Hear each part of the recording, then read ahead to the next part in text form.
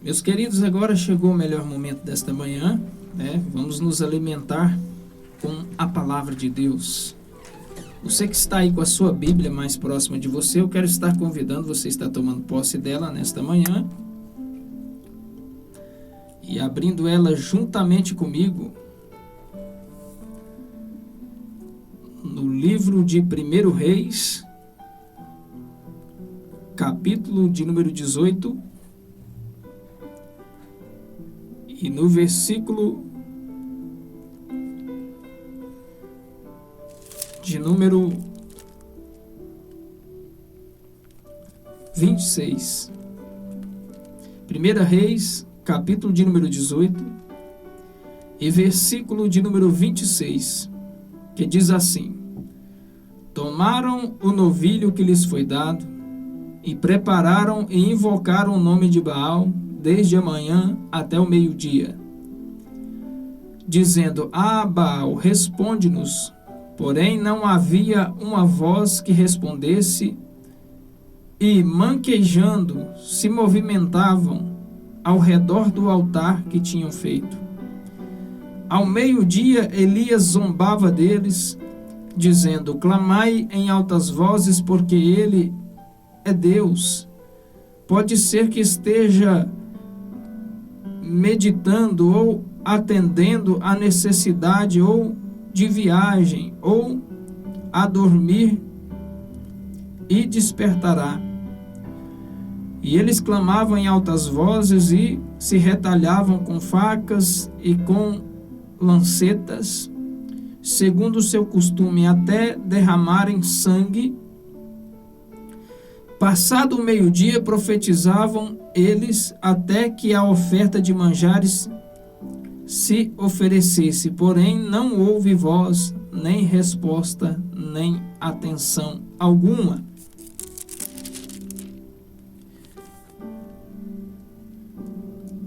Versículo de número 32, com aquelas pedras edificou o altar em nome do Senhor, e depois fez um rego em redor do altar, tão grande como para semear 2 medidas de semente.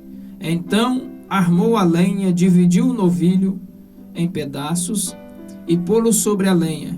E disse: Enchei de água 4 cântaros e derramai sobre o holocausto e sobre a lenha. Disse ainda: Fazei-o segunda vez, e o fizeram. Disse mais: Fazei-o terceira vez, e o fizeram. De maneira que a água corria ao redor do altar, e ele encheu também a água do rego. No devido tempo, para se apresentar a oferta de manjares, aproximou-se o profeta Elias e disse: Ó Senhor Deus de Abraão, de Isaque e de Jacó, fique hoje sabido que tu és Deus em Israel, e que eu sou teu servo, e que segundo a tua palavra fiz estas coisas. Responde-me, Senhor, responde-me, para que este povo saibas que é tu, Senhor, que és Deus, e que fizeste retroceder o coração deles. Então caiu o fogo do Senhor, consumiu o holocausto, a lenha e as pedras e a terra, e ainda lambeu a água que estava no rego. O que, vendo todo o povo, caiu de rosto em terra e disse: O Senhor é Deus, só o Senhor é Deus. Disse Elias: Lançai mão dos profetas de Baal, que nenhum deles escape. E lançaram mão deles, e Elias os fez descer ao ribeiro de Quizon, e ali os matou. Queridos e amados ouvintes, nesta manhã, nós vemos aqui a Bíblia Sagrada falando a respeito de um homem, um profeta, né? Homem este levantado por Deus. A palavra do Senhor nos mostra, né, que Elias foi um dos homens mais respeitados, não só no Antigo Testamento, mas também no Novo, porque o nome dele é mencionado como um homem, né, que ali foi um herói para Israel, um homem que não tinha temor à morte, né, um homem que não tinha medo de falar a verdade, um homem, né, que enfrentou todas as suas crises para então fazer a obra de Deus e a vontade do Senhor. Nós vamos ver que o profeta Elias, ele foi levantado por Deus em um tempo de dificuldade. O profeta Elias foi levantado em uma época em que ninguém mais queria profetizar. Ele foi levantado em uma época em que todos os profetas tinham medo de aparecer para falar a verdade de Deus.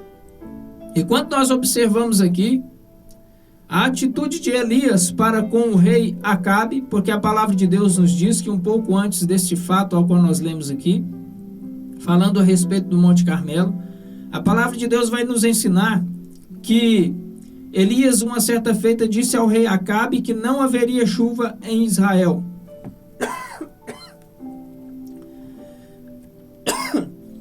A palavra de Deus então nos diz que o céu fechou-se, né? Quando Elias agora prediz ao rei Acabe que não haveria mais chuva em Israel, a Bíblia nos diz que o céu ele fecha, né, imediatamente, porque a palavra do Senhor ali estava, né, com o profeta. Então por alguns dias, né, a palavra de Deus nos diz que houve ali uma grande seca, né, naquela região.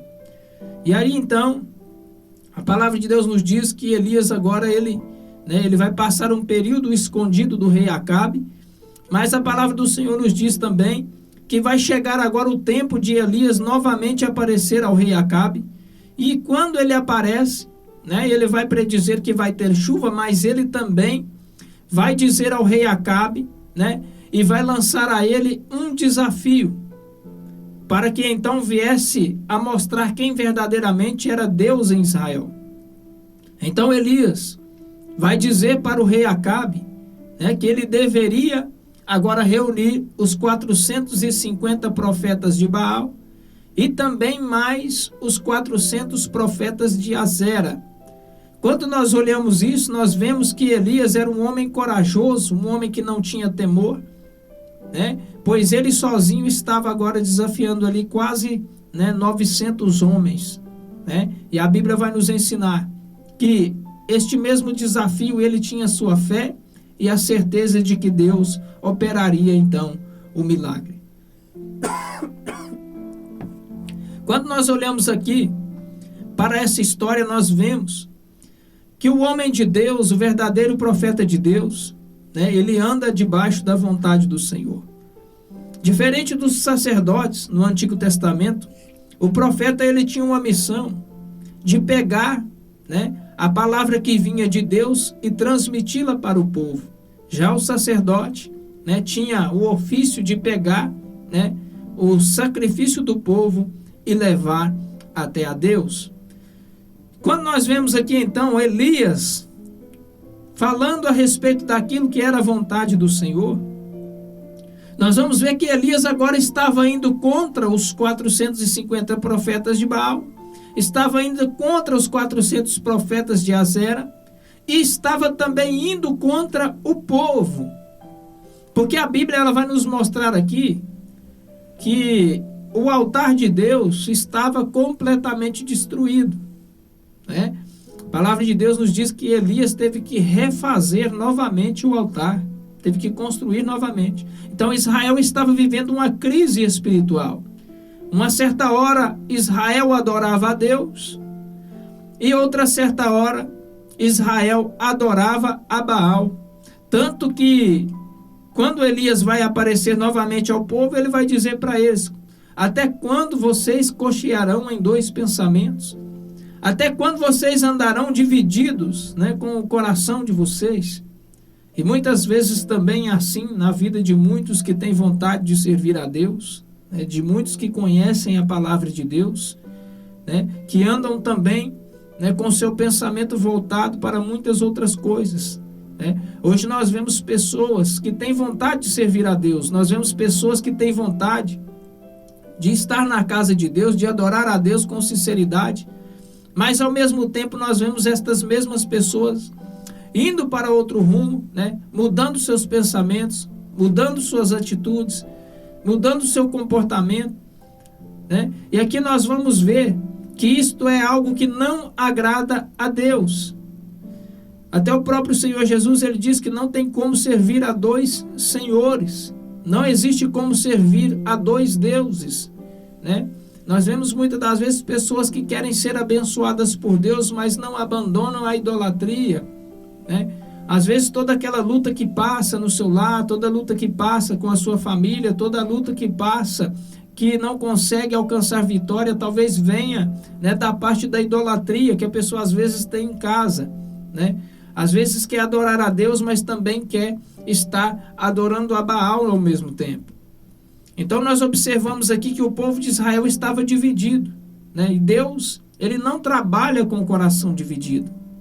Deus, ele trabalha com a certeza, né? Porque a fé é o firme fundamento das coisas que se esperam e a prova das coisas que não se veem. Então Deus, ele trabalha com certeza, e Deus, ele só vai abençoar aquele que acredita que ele existe, aquele que acredita que ele opera, aquele que acredita que ele faz, né? Então nós vamos observando aqui que o povo de Israel, numa certa parte, deixou de acreditar em Deus. E a Bíblia nos mostra que quem levou o povo a esta idolatria foi a esposa de Acabe, né? Aquela mulher chamada Jezabel. A Bíblia nos ensina que ela estava cortando todos os cultos que eram direcionados a Deus. Estava perseguindo os profetas de Deus. Tanto que nós vamos ver que Obadias estava sustentando profetas dentro da caverna, escondido do rei Acabe.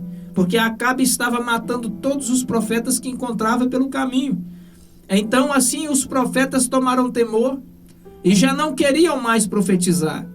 Já não queriam mais falar a respeito das coisas de Deus. Já não queriam mais oferecer sacrifícios. Já não queriam mais prestar culto a Deus ali na região de Israel. Por quê? Porque quem estava agora governando Israel por detrás era Jezabel, né?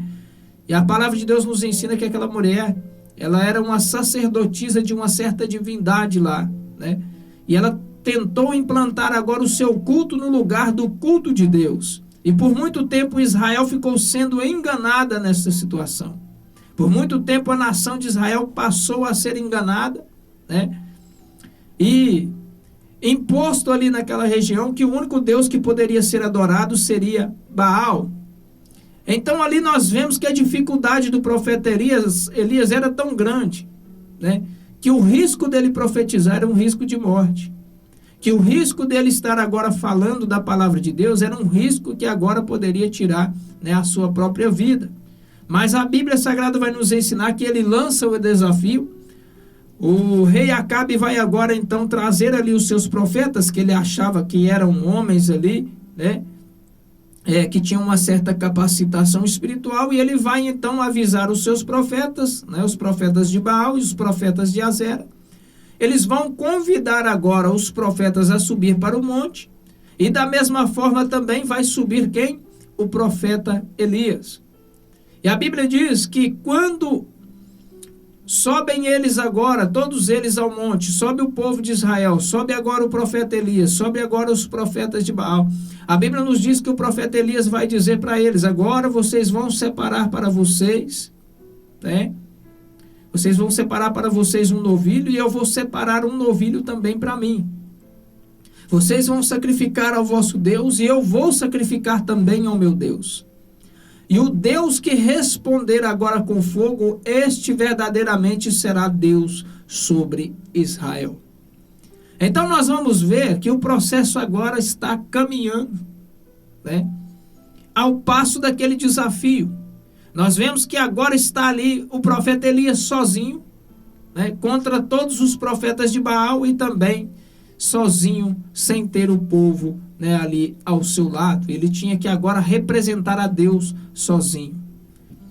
A Bíblia nos diz que quando Elias agora está lá no monte, juntamente com estes homens, ele vai dizer o seguinte: vocês possam agora fazer, né, a sua adoração primeiro. Eu vou permitir que vocês façam o seu culto ao vosso Deus, para ver se ele vai responder com fogo. E a Bíblia Sagrada então vai nos dizer que os profetas de Baal, eles estiveram ali clamando desde a manhã até ao meio-dia. E a palavra de Deus nos diz que eles usavam ali, né, as estratégias agora do seu culto, né, a liturgia do culto deles era se cortar, era derramar sangue, era se mutilar. E a Bíblia vai dizer que eles se mutilavam, eles gritavam, eles se humilhavam, derramavam sangue, o seu próprio sangue, mas Elias então zombava deles, e Elias dizia: clama mais alto, pode ser que Baal não esteja ouvindo. Clame mais alto, pode ser que Baal esteja meditando. Clame mais alto, porque talvez Baal esteja viajando. E Elias zombava deles. Por que que Elias zombava? Porque Elias sabia que um Deus que é feito, né, de obra, de matéria-prima, ele não pode realizar feito algum. Elias estava mostrando para eles que o Deus deles tinha olhos, mas não via. Tinha boca, mas não falava. O Deus deles tinha pés, mas não andava. O Deus deles tinha ouvidos, mas não escutava. Então Elias zombava deles, porque Elias tinha certeza que uma imagem de escultura não poderia fazer nada por eles. Assim também, meu querido e amado ouvinte, talvez você que me ouve aqui nesta manhã, esta palavra é uma palavra meio que dura, é uma palavra difícil, né, de estar transmitindo a vocês nesta manhã. Mas você que ainda não acredita em Deus, você que não sabe ainda, não meditou na palavra de Deus, que não conhece as Escrituras Sagradas, né, como a gente conhece, você precisa entender que o ídolo, ele nada é. O profeta Jeremias, ele escreve lá no seu livro, e ele vai dizer que o mesmo material, a mesma madeira, que é agora tirada para construir o ídolo, é a mesma agora que aquele escultor usa para acender o fogo, usa para acender agora o seu forno, usa agora para acender a sua fogueira. Ou seja, ele vai explicar que o ídolo não passa de uma matéria-prima, que a escultura, a imagem, ela não pode fazer nada por ninguém. O Salmo de número...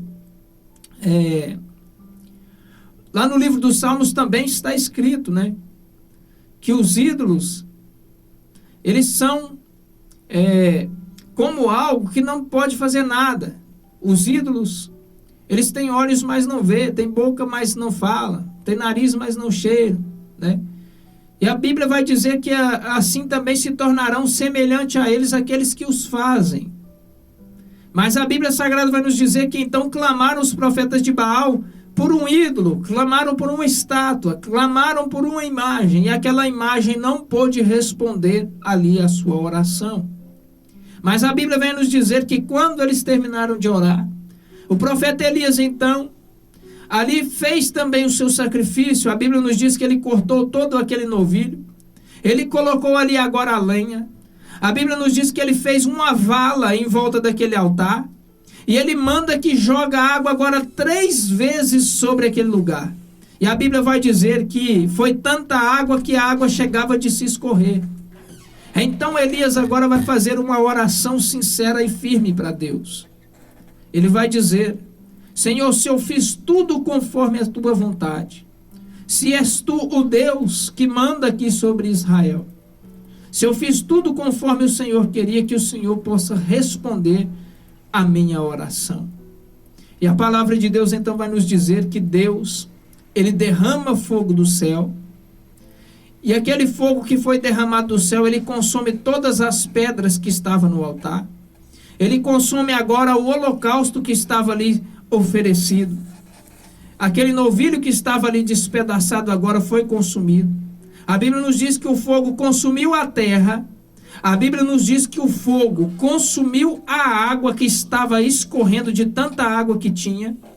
E a Bíblia Sagrada vai nos dizer que o povo então pôde ver que só existe um Deus sobre a nação de Israel, que é o Deus verdadeiro que ouve, o Deus verdadeiro que fala, o Deus verdadeiro que é presente, o Deus verdadeiro que cura, que transforma, que liberta e que também pode levar para os céus. Então aqui nós aprendemos, diante das Escrituras, diante da palavra de Deus, que o único que pode fazer algo por nós é somente o Deus vivo que está nos céus. E ele não precisa de nenhum intercessor. Ele não precisa de nenhuma imagem de escultura. Ele não precisa de nenhum ídolo para ser adorado, mas simplesmente a ele, simplesmente uma oração que se faça direto a ele. Uma oração com sinceridade, uma oração verdadeira. uma adoração sincera, né? Perante a Ele pode mover todas as águas. Então, meus queridos amados ouvintes, nesta manhã, é esta mensagem que Deus ele tem apresentado para você. Que o único Deus que pode fazer algo por você nesta manhã é o Senhor Jesus. É aquele que pode abrir todas as portas que estão fechadas. É Ele mesmo que não precisa que você se mutile, que você venha aqui apresentar um certo sacrifício, né? Sacrifício de sofrimento, sacrifício de sangue, sacrifício de se cortar, de se mutilar. Jesus não vai pedir isso de você. Jesus não vai pedir estas coisas para você, porque Ele mesmo já pagou o preço caro na cruz do Calvário para salvar você, salvar a sua casa e salvar também a sua família. Então vamos estar aqui fazendo uma oração e logo após esta oração nós estaremos então encerrando esta programação nesta manhã. E eu já quero aqui estar também apresentando o pedido da irmã Aparecida, que né, está ali conosco no YouTube. Ela pediu oração ali pela sua família, né? E também por ela e pela sua casa, né? Nós estaremos então já neste mesmo momento também orando pela irmã Maria Aparecida. Senhor Deus, nós agradecemos ao Senhor por tudo quanto o Senhor tem feito, pelas bênçãos que o Senhor tem derramado, Senhor meu Pai, sobre este lugar, pela palavra, meu Deus, que o Senhor tem falado conosco. Meu Pai, nós pedimos ao Senhor esta manhã, que o Senhor esteja visitando a cada um dos ouvintes que estão nos ouvindo nesta manhã, que o Senhor, meu Deus, esteja visitando agora aqueles que estão lá na penitenciária, que também estão participando conosco, meu Pai, nesta manhã, que o Senhor esteja dando força, dando graça, libertando corações ali naquele lugar, transformando vidas. Peço ao Senhor, meu Deus, por aqueles que estão internados nos hospitais, que estão sentindo dor, que estão ali, Senhor, meu Deus, passando por doenças e enfermidades incuráveis, que o Senhor possa estar visitando, dando força, curando. Meu Deus, eu apresento aqui nesta manhã também a vida da irmã Maria Aparecida, Senhor Deus, e a sua família nesta manhã, que o Senhor possa estar abrindo as janelas dos céus, derramando, Senhor Deus, o teu amor, a tua misericórdia sobre o lar dela, sobre a família dela, guardando, livrando, protegendo, Senhor Deus, libertando, Senhor, e trazendo a tua bênção e a tua prosperidade sobre aquele lugar. E assim, Senhor, meu Deus, nós te agradecemos por mais esta programação e pelas bênçãos, meu Pai, que o Senhor tem derramado sobre as nossas vidas. Assim nós te agradecemos e te pedimos em nome de Jesus. Amém, amém e amém. Escola de Música Belchior Correia.